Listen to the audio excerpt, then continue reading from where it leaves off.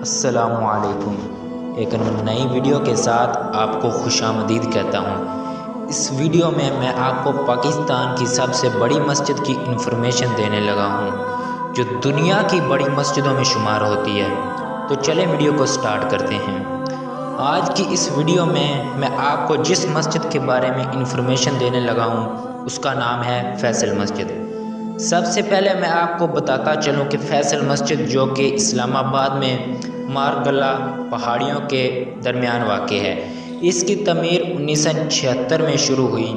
یہ بہت ہی خوبصورت مسجد ہے جس پر کل 120 ملین کا خرچہ ہوا، جس کی ساری رقم سعودی کے شہزادے نے ادا کی۔ اسی کے نام پر مسجد کا نام رکھ دیا گیا۔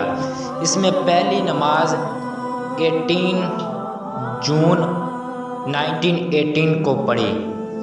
اس کے کل 4 مینار ہیں جو آسمان کی بلندیوں کو چھوتے ہیں۔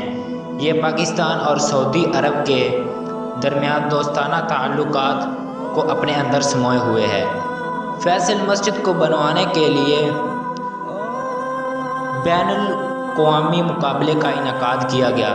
اس میں 70 ممالک کے 40 نقشہ نگاروں نے حصہ لیا اور سب نے اپنے نقشہ نگار پیش کیے اور یہ مقابلہ ترکی کے شخص نے جیت لیا۔ اس کے بالائی حصہ سے اس کی تعمیر کا آغاز کیا گیا اور اس کے اندر کوئی مینار نہیں ہے۔ اس میں 10 سال سخت محنت لگی اور یہ مسجد تیار ہوگی۔